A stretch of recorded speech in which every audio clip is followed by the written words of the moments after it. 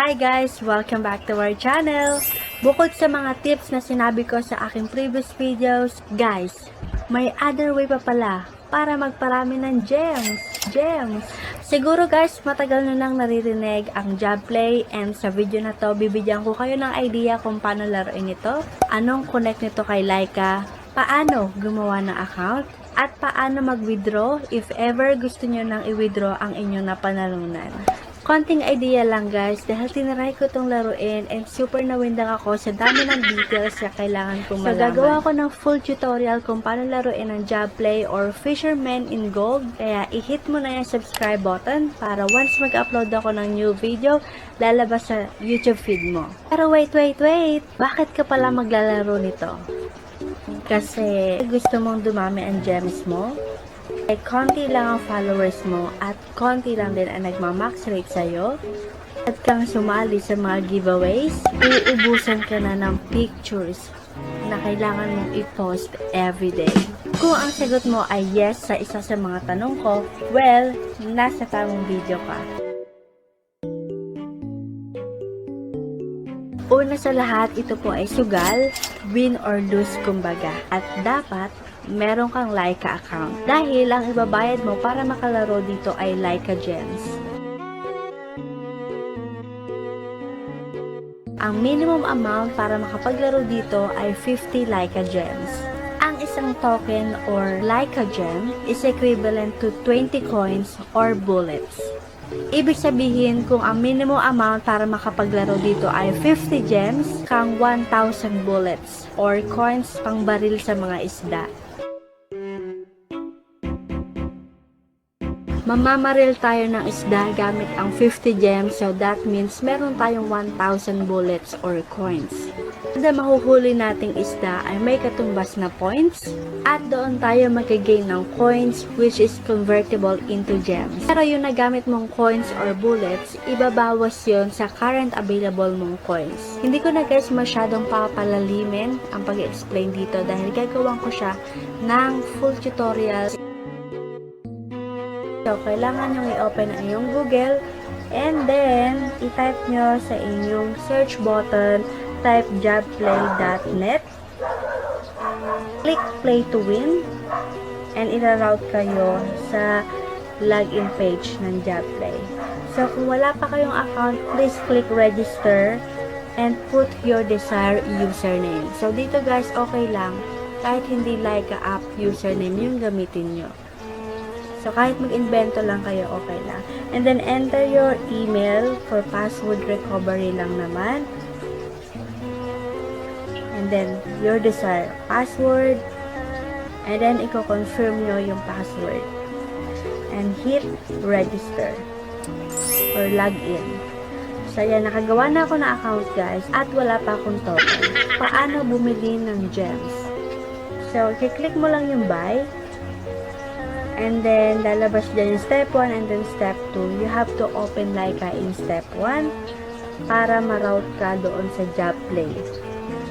And then, click mo lang yung send per amount. Again, ang minimum amount is 50. And then, click send.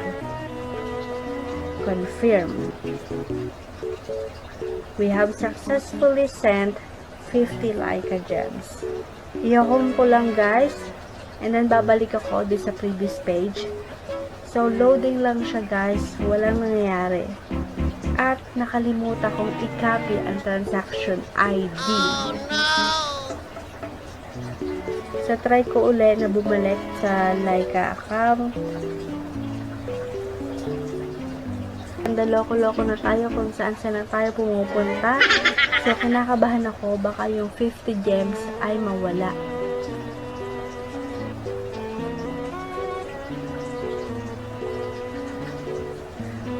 Balik ulit tayo sa jabplay.net. Tingnan natin kung anong mangyayari.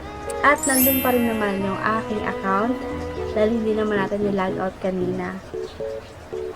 So, paano kapag hindi natin na-copy ang transaction code?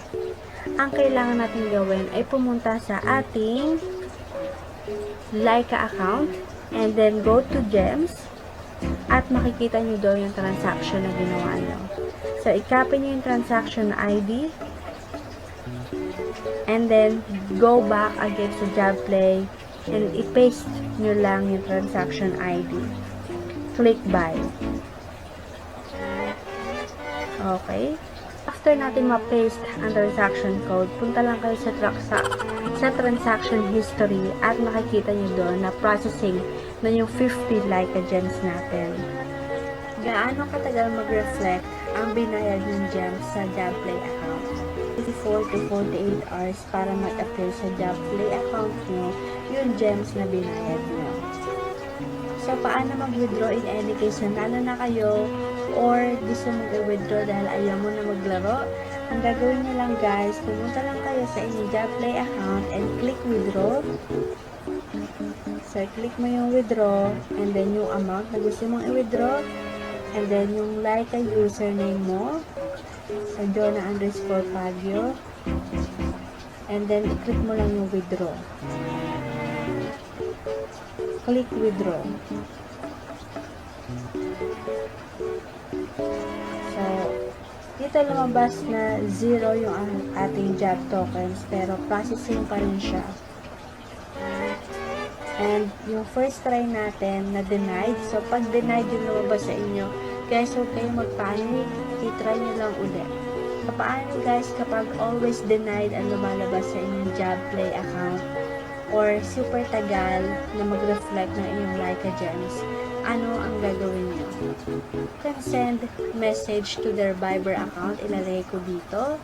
But, I just want to set your expectations. Super bagal nila mag-reply. Kahit ako, set sa kanila ng message and wala pa ako nare-receive mula sa kanila. Wala pa naman ako nababasa. Na-scam sila nito. Please hit like kung nakatulong ako sa inyo. And huwag nyo na rin kalimutan mag-subscribe.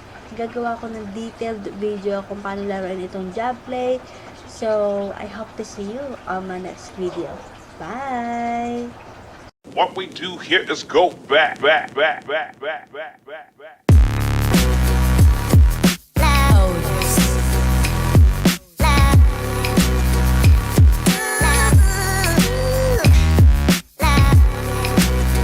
we do here is go back.